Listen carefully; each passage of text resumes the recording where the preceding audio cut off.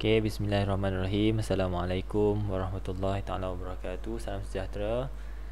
Okay, so video kali ni adalah video untuk perbincangan kertas 2 Kelantan. Okay, percubaan SPM Kelantan 2021. Right, soalan pertama, rajah 1 menunjukkan graf halaju masa. Okay, kita tengok paksi Y nya adalah halaju, paksi X nya adalah masa. Kita tahu dah kalau halaju masa ni, kalau ada kecerunannya tu diwakili ataupun mewakili nilai pecutan. Okay, pecutan. Kalau nilai kecerunannya positif, maka pecutan, kita panggil dia pecutan lah. Kalau kecerunannya negatif, okay, kita panggil dia nyah pecutan, deceleration. Okay, so itu idea awal dia. After 10 seconds, the bus driver steps on the brake pedal to stop the bus. Akhirnya berhentilah. Bila tengok dekat Z ni, oh betul lah. Pada Z, tengok pada paksi Y nya, iaitu halaju, menunjukkan 0 ms negatif 1. Jadi betul lah. Akhirnya bas itu berhenti. Okay, velocity can be defined as, okay, bila cari velocity, kita akan gunakan displacement ataupun sesaran bahagi dengan masa. Jadi ia adalah kadar. Bila bahagi dengan masa, kita panggil dia kadar, rate of. Okay, so rate of change of displacement. Okay, kalau distance, kita merujuk kepada speed. Right. Next, B1, based on diagram 1, which is the velocity time graph ni, state the type of motion after 10 seconds. Selepas 10 saat. Jadi 10 saat dekat sini. Selepas 10 saat. Merujuk kepada bahagian graf Y hingga Z. Okay, Y hingga Z. So Y hingga Z tadi kita dah jawab kan, pecutannya kita dapat negatif. Maka kita boleh nyatakan jawapan sebagai deceleration ataupun nyah pecutan. Boleh juga nyatakan jawapan dalam bentuk halaju, iaitu pengurangan halaju dengan masa. Okay, kita boleh jawab di velocity decrease. Boleh juga with time. Okay, halajunya berkurang daripada 10, turun jadi 5, turun lagi sampai 0. So the velocity decrease with time. Okay, lebih tepat lagi, the decreasing velocity uniformly. Boleh juga. Okay, 2, determine the position where the bus is accelerating. Determine the position, maksudnya nyatakan bahagian pada graf tu, namakan bahagian pada graf di mana di mana objek ataupun bas itu sedang memecut. Jadi pecut berlaku kat sini kan, kita namakan dia. Bila soalan labelkan sebagai X besar, Y besar, maka awak perlu label sebiji seperti mana label pada graf. Jangan pula pakai X kecil, Y kecil, macam tu pula. Okay, so be particular, be apa kita kata, detail lah kepada apa yang dilabel dalam graf. Okay, C, state the physical quantity. Sekali lagi, physical quantity is a quantity that can be measured. Okay, apakah kuantiti yang telah dipersembahkan ataupun diwakili oleh area under the graph. So kalau tak ingat graph velocity time ni, kalau ingat tak apalah. Kalau ingat, awak akan jawab displacement lah kan. Okay, itu kalau awak hafal lah. Kalau awak tak hafal, awak ada satu cara lah. Macam mana kita nak cari area yang saya lorekkan ni. Misalnya, contohnya saya bagi contoh je. Okay, this area is an area of a triangle. So half times tinggi dia let's say 10 dalam kes ni, 10, kita letak unit sekali, meter per second kan, meter per second. Okey, tinggi dah, darab dengan lebar. Lebar dia juga 10. Okey, 10 apa? 10 saat. Okey. Jadi selesaikan matematik lah kalau nak buat matematik dia tu. 5. Okey, 5 kali 10 50. Kemudian sertakan unit meter per second darab dengan second. Jadi second ni dengan second ni boleh potong. So 50 meter, and that meter represent the unit for displacement. That is the biggest clue ataupun the last clue lah kalau awak tak ingat. Kalau awak tersalah pun mungkin awak tersalah tulis distance. Okay, tapi tak adalah merapu sangat kan. So it is actually displacement, sesaran, not distance. Displacement. And displacement is calculated in the unit of meter. Salah satu cara untuk awak ingatlah kan. Okay. Next, nombor 2, diagram shows the experiment to demonstrate photoelectric effect. Dan ni saya dah ajar dalam paper 1 pun beberapa kali dah saya dah ajar. So saya tak nak cerita terlampau detail sangat lah. Kita terus kepada bagaimana selesaikan soalan. Okay, what is the meaning of photoelectric effect? Kalau kita tengok daripada perkataan dia, daripada the word photoelectric, photo refers to light.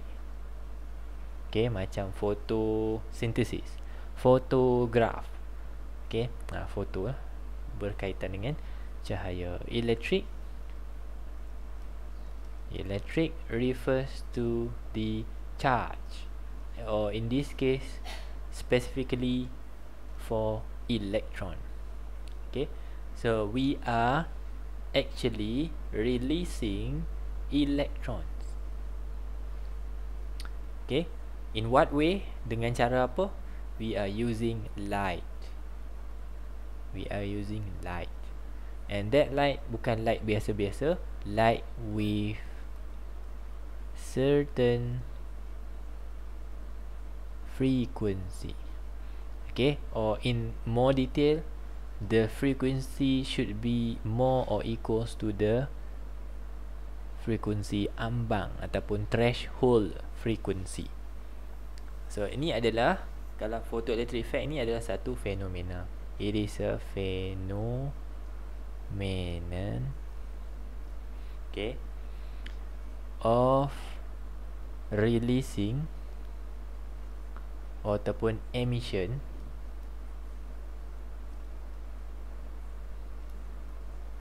of electrons, okay, from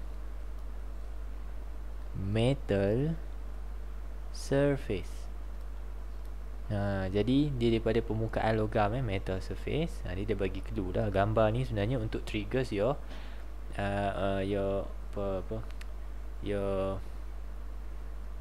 mind lah, triggers your ability to remember back.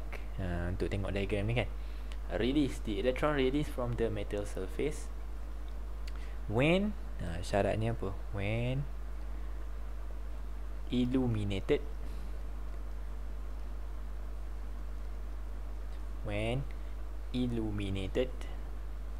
with light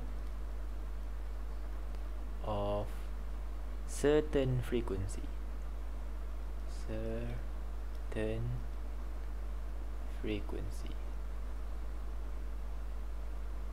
Alright.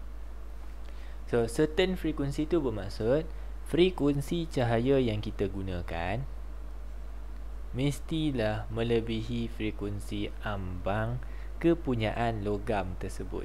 Dia setiap logam dia ada nilai frekuensi ambang dia yang tertentu.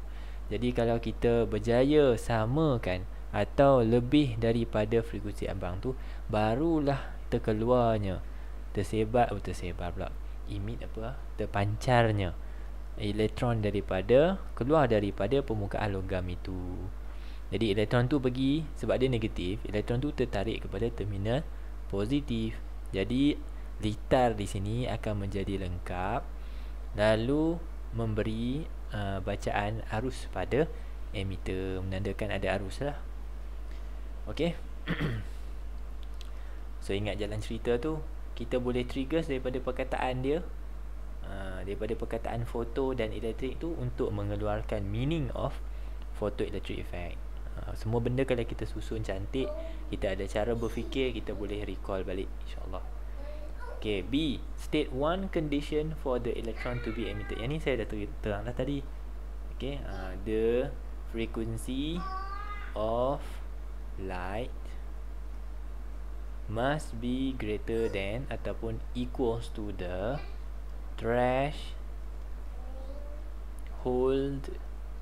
frequency of the metal. Kalau ringkas dia, kita buat macam ni lah, F lebih besar atau sama dengan F not. Tapi dalam in a proper sentence, kita boleh tulis macam ni. Frequency of the light must be greater or equals to the threshold frequency of the metal. Selagi mana tak sama atau lebih, maka elektron tu tak dapat dibebaskan dan photoelectric effect tu tidak berlaku. Okay, kesan photoelektrik tidak berlaku. Okey, soalan pengiraan C. A beam of light with frequency, dia kata ada satu cahaya. Ni frekuensi cahaya. Jadi simbolnya F. Directed at a metal surface which has a work function this much. This is your W. And given the Planck constant H. Kat sini H lah, nilai H. Okay, calculate the energy of the light. Energy of the light is calculated by the equation of E equals to H. Nak sebut F pun tersedak, HF. Okay, so E sama dengan H is your Planck constant 6.63 times 10 to the power of negative 34 darab dengan frekuensi.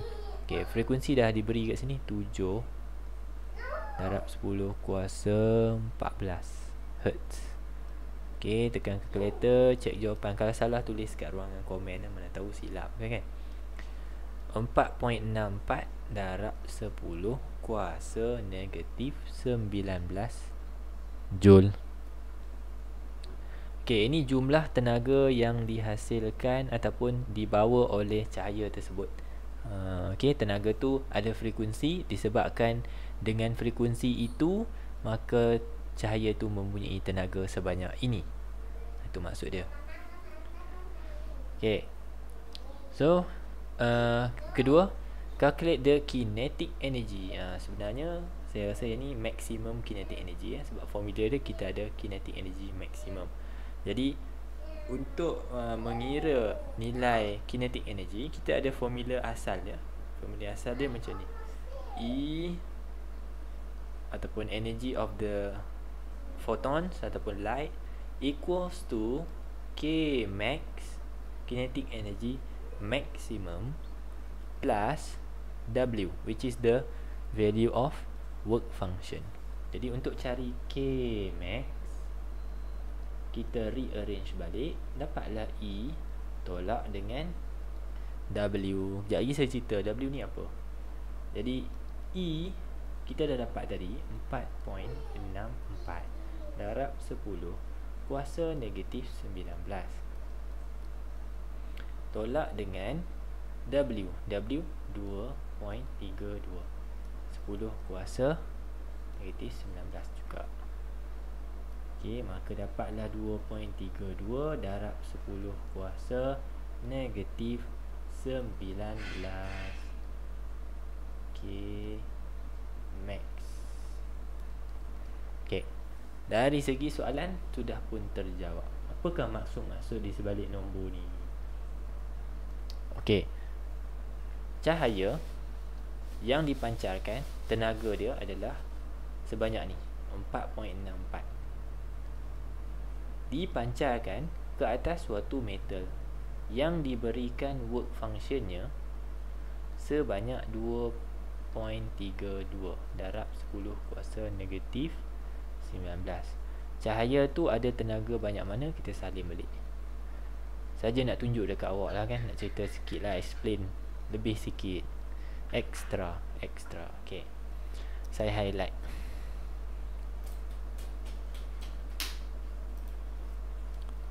Okay, tengok jumlah tenaga dan work function yang dipunyai oleh metal ni. Okay, daripada nilai yang awak nampak tu, awak boleh dapati bahawa, okay, awak sepatutnya nampak bahawa jumlah tenaga yang dibawa oleh foton adalah jauh lebih besar daripada work function. Work function ni apa? Work function, kalau kita nak kira work function, it is actually energy. Dia adalah suatu energy. Jangan pula confuse lah. Work function adalah energy. Tapi energy apa? The minimum energy. Sebab untuk kira work function, kita pakai formula H darab dengan F, tapi bukan F apa-apa, F naught. Apa F naught? F naught adalah threshold frequency. Apa itu threshold frequency? It is the minimum frequency untuk photoelectric effect berlaku. Yang ni kalau awak dah tengok paper 1, dah tengok banyak senarai paper 1 saya dah bincang 2021, saya percaya awak akan familiar dah dengan photoelectric effect. Jadi untuk photoelectric effect berlaku, tenaga minimum yang diperlukan banyak ni saja. Ini saya ringkaskan tenaga yang diperlukan untuk photoelectric effect berlaku minimum is this much. Tapi tenaga yang dibawa oleh cahaya adalah jauh lebih besar. To be exact, 2 kali ganda. Macam mana saya tahu 2 kali ganda? Tengok ni, bila kita tolak, kita dapat balik nombor ni kan. So sebenarnya 2 kali ganda. Apa maksudnya?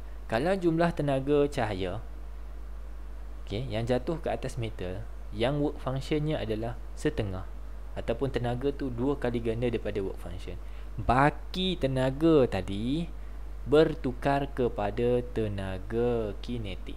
Tu nak abang kat awak, keluar dah Penang, nak abang mai tenaga yang terlebih tadi pergi mana? Menjadi tenaga kinetik.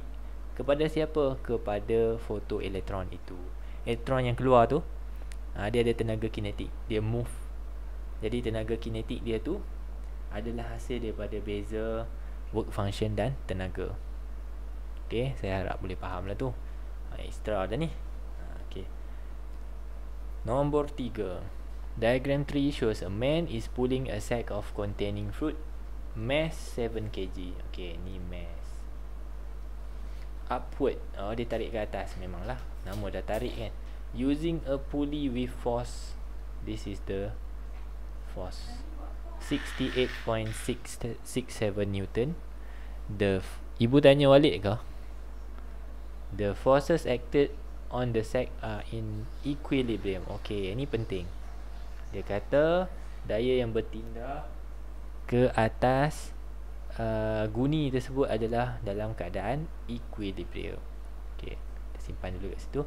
Bila equilibrium, sebelum kita jawab soalan, bila awak nampak perkataan equilibrium dalam soalan yang melibatkan force, awak kena tulis satu benda, iaitu resultant force equals to 0 Newton.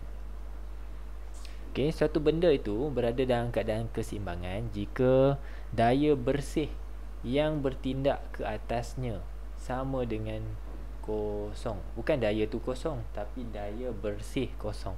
Apa maksud daya bersih? Kalau ada satu objek ditarik ke kanan 2 Newton, ditarik ke kiri juga 2 Newton. Jadi daya bersihnya berapa? Daya bersihnya kosong. Tengok sini kanan 2, sini kiri tambah negatif 2. Ini form 5 chapter 1. Dapatlah kosong. Ini maksudnya keseimbangan daya. Okey, dalam bentuk ayat 3A, dalam bentuk ayat, what is meant by forces in equilibrium is the resultant force, okay, resultant force acting on object equals to 0. Okay, sama dengan kosong. Saya cuma quote balik apa yang saya tulis di atas ni dalam bentuk perkataan. B1, sketch free body diagram for the two forces that acting on the sac. Okay, lakarkan free body diagram. Okay, saya tak sure ni bila dia sebut lakarkan, adakah perlu melakar di dalam rajah 3 ataupun lakar semula. Tapi to put it simple, kita lukis je lah kan dalam rajah ni, dah ada kan. Jadi free body diagram ni apa? Free body diagram ni adalah satu diagram yang menunjukkan semua daya yang bertindak ke atasnya. Misalnya paling mudah sekali kan, gunikan ada jisim, dia kata jisim dia 7 kg kan, confirm lah dia ada berat, jadi berat bertindak ke bawah macam tu, W. Okay, kemudian ada melibatkan tali mesti ada tension ke atas. Kenapa tension ke atas? Kerana nak melawan arah weight ke bawah, tension mesti ke atas, barulah tali tu tegang. Kalau seorang tarik atas, seorang tarik bawah, baru tali tegang. Kalau dua-dua tarik ke bawah, arah yang sama, bila tali tu nak tegang. Jadi macam tu cara fikir dia ya. Tension. Jadi kalau awak tak tulis tension ni pun tak apa, awak label anak panah ni lah, tapi sebaiknya tulislah tension. Sebab dia kata sketch free body diagram, dan dia bagi macam clue lah kan. Kalau saya tengok ni 2 markah, takkan saya nak label 1 je, saya label 2 minimum. Kalau nak label 3 boleh, sini pun ada satu lagi tension. Okay, kalau nak label lagi 1, sini pun ada lagi 1 force, boleh juga kan, dia tarik kan ke bawah. Okay, lebih kurang macam tu lah InsyaAllah. Alright, soalan kedua, what is the value of downward acting force that stated in 3B? Berapakah daya yang bertindak ke bawah? Dia kata satu sistem yang ini, saya buat saya rujuk kepada bahagian ni. Soalan mention bahawa guni itu berada di dalam, ataupun daya-daya yang bertindak ke atas guni tersebut adalah dalam keadaan equilibrium. Apa maksud equilibrium? The resultant force equals to 0. Okay, jadi kalau tadi kan saya bagi contoh ni, daya kanan 2, daya kiri 2, jadi 2 tolak 2 dapat 0. Sekarang ni daya atas T, daya bawah W, kalau tolak 2 dapat 0. Okay, so kita buat macam tu. Tengok ya, ini saja saya tunjuk elaborate sikit So T tolak W dapat 0. Samalah maksud dengan T sama dengan W. Okay, jadi downward force yang dinyatakan itu merujuk kepada weight. Jadi bolehlah kita kira weight dekat sini. Macam mana nak kira weight? Weight sama dengan mg. Okay, habis cerita yang atas tu ya. Weight sama dengan mg. So mass dia berapa? 7. Darab dengan G 9.81. Jangan pula darab 10 jadi 70. Senang-senang je. Sekarang ni dah, kita punya G bukan lagi 10. Okey, sepatutnya dapat 68.67 lah. Okey, 68.67. So surprisingly dalam soalan, tak adalah surprise mana kan, awak tengok this man here using same amount of force 68.67. Sebab itulah dikatakan daya itu tidak bergerak, ataupun puli itu tidak bergerak. Okey, puli itu tidak bergerak. Jadi itu jawapan dia. Okey, 68.67 Newton. Soalan seterusnya, yang terakhir untuk soalan 3, what is the force must be applied by the man to move up the sack with an acceleration of 2 meter per second. Ni maklumat A. Sekarang ni objek tak bergerak kan, tapi soalan 3 minta berapa daya yang diperlukan. Mestilah melebihi 68 kan, mesti melebihi 68, supaya mana objek itu memecut dengan pecutan 2 ms negatif 2. Yang ni kita kena apply Newton second law of motion. Untuk objek bergerak ke atas, tengok ya, dengan pecutan, maka daya mana lebih besar, T atau W? Jawapan dia mesti T. Barulah objek memecut ke atas. So T tolak dengan W. That is your resultant force calculation. Menurut Einstein, resultant force equals to MA. Okay, so kita pun follow MA. Kita tulis balik equation ni dekat surat sebelah. T, just now T tolak W sama dengan MA. Okay, so W kita dah tahu tadi. T pula dah. F lah kan. F lah, kita nak tahu force. So F tolak W, which is kita dah tahu previously 68.67 sama dengan MA. 7 jisimnya darab dengan pecutan 2. Jadi work on your maths, awak akan dapat 82.67 Newton. Jangan lupa. Jadi logik lah, daya yang dibekalkan mestilah melebihi daya awal tadi 68.67. Lebih lah tu, barulah objek memecut. Okey, nombor 3 selesai. Okey, kita cuba selesaikan soalan seterusnya. Soalan 4. Diagram shows two bodies PQ, different mass, at a distance r between each other. The gravitational force can be explained by Newton's universal law of gravitation. Okay, apakah itu Newton's universal law of gravitation? Soalan state mesti sebiji lah. Sebelum kita boleh define, sebab dia macam susah sikit nak recall, kita mungkin boleh guna the formula ataupun the relationship sebelum keluar formula.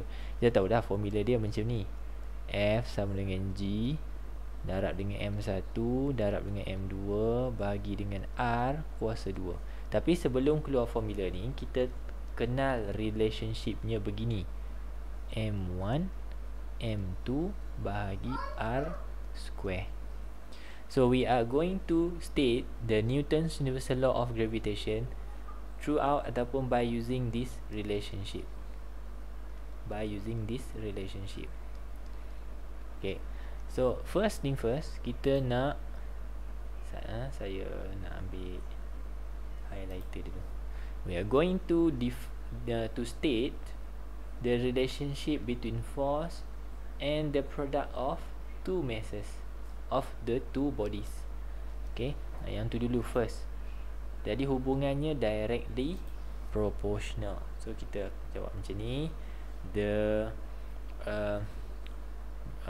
daya tarikan gravity, apa bahasa Melayu, bahasa Inggeris, gravitational force, gravitational force, which is F here, is directly proportional. Saya tulis ringkas, directly proportional to product. Product maksudnya hasil darab. Ni hasil darab kan, M1 dengan M2. Okay, product of mass of two bodies, dua jasad. Bodies tu apa? Dua jasad lah. Ni jasad pertama P, ni jasad kedua Q. Okay, dipanggil jasad lah, bodies, objek lah. Okay, kemudian relationship kedua adalah hubungan antara, saya tukar highlighter pula, antara F juga dan R square. Jadi R square ada dekat bawah kan, jadi hubungannya adalah inversely proportional. Inversely proportional. Tadi directly proportional. So gravitational force directly proportional to product of mass of two bodies and tambah n lah sebab awak nak buat satu lagi hubungan kan, and inversely proportional to square, sebab dia ada kuasa 2 kan, ni square of the distance between two bodies. Jadi jarak daripada pusat ni sampai ke pusat objek ni, objek yang kedua, jarak dia tu kita panggil sebagai R. Dalam kes ni yang ni lah 175 cm. Tapi kita kena square kan, perlu square kan. Right, that is how awak define ataupun state Newton's universal law of gravitation. B1 soalannya, hitung berat, calculate the weight of P and Q. Macam mana nak cari weight?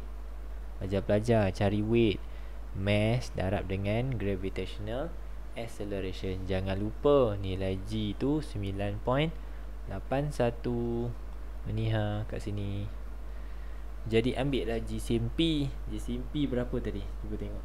GCM P adalah 8 kg. Maka buat sinilah 8 darab 9.81. Dapat apa?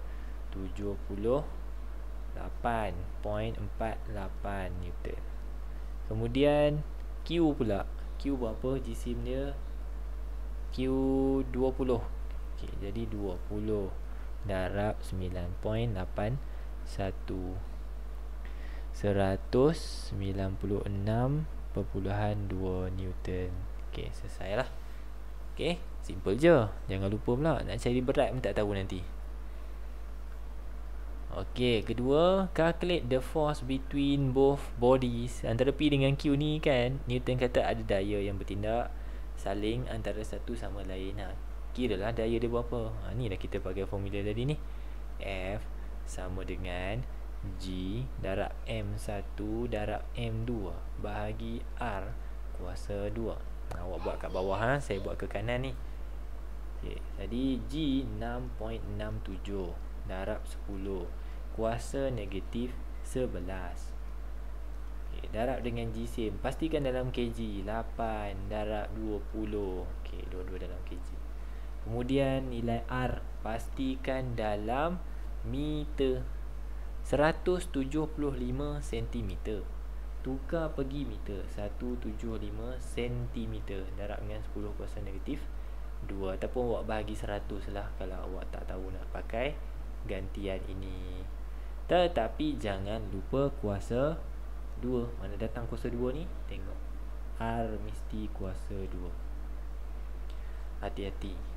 Jadi nilai force yang terhasil antara dua body itu adalah 3.48 darab 10 kuasa negatif 9 Newton. Besar ke kecil?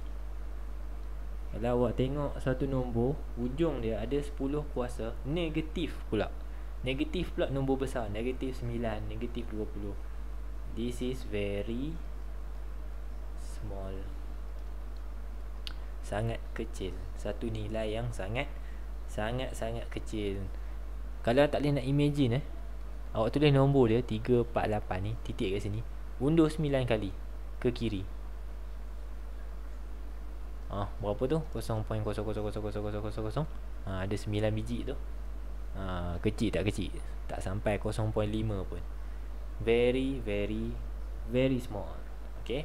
Jadi soalan tanya 3. Adakah mereka tertarik antara satu sama lain? Kalau saya personally, ni jawapan personal saya, jawapan saya, kalau saya akan jawab yes, they are attracted towards each other, but they are not moving towards each other. Dia memang ada daya tarikan antara satu sama lain, tapi tidaklah sehingga mana dua-dua body tu melekat antara satu sama lain. Dalam saya punya pandangan lah. Saya punya pandangan saya, Marhain punya pandangan. Dia daya tarikan tu ada, tapi mereka tidak melekat. Cuma dia tak melekat antara satu sama lain. They do not move towards each other, but they do attracted towards each other. Tapi kalau menurut skema, kita akur pada skema berdasarkan jawapan yang saya maklumkan tadi, the force are very very very small. So the answer will be no, they are not attracted towards each other because the force are too small. Okay, ataupun the forces are too small, very very small. Okay, tak apa, kita akur je dengan skema. Okay, tapi untuk pemahaman lah, memang semua body atas muka bumi ni Einstein kata ada tarikan. Awak dengan handphone awak dengan laptop awak dengan kawan awak, semua ada daya tarikan. Cuma kenapa awak tak melekat dengan kawan awak? Sebab daya tu begitu kecil, jisimnya terlampau. Jisim awak dengan jisim kawan awak hampir sama, tapi tidak besar. Macam kita dengan bumi, awak dengan bumi, memang kita tertarik kepada bumi sebab jisim bumi terlampau besar berbanding jisim awak. Baru ada force tu. Okay, back to the last part of this question. See, diagram 4.2 shows a metal ball of mass 75 gram. Kat sini alert lah pelajar. Bila dia bagi mass, tengok mass tu dalam gram, teruslah awak catat dekat situ. Jadi 75 gram bagi 1000 lah, 0.075 kg. Tukar dia siap-siap.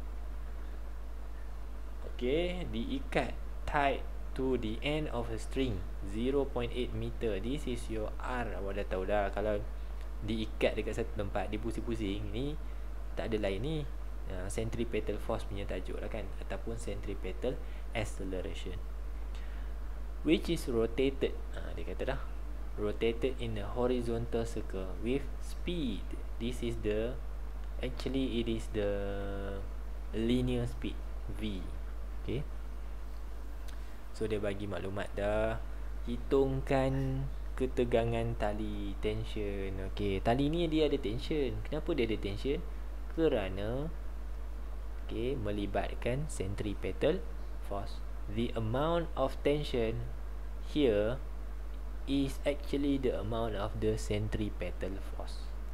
So nak cari tension tu, kita carilah centripetal force nya. So macam mana nak cari centripetal force? mv square bahagi dengan r. Tajuk-tajuk ni awak kena hati-hati dengan square. Kadang-kadang r square, macam tadi r square. See here, r square. Now centripetal force v square. Okay, tapi cubalah you try your luck untuk hafal. Okay, first thing first, hafal. Tapi dalam exam kalau blur, kalau nasib awak baik, cuba tengok dekat senarai rumus. Okay, insya-Allah kalau senarai rumus tu sertakan formula, awak bernasib baik. Saya harap awak bernasib baik lah. Okay, ganti 0.075 darab dengan V 1.8 kuasa 2 bahagi dengan R 0.8. Selesai lah. Okay, matematik mudah tu jangan silap. 0.304 Newton nilai FC atau nilai tension yang dikendaki oleh soalan.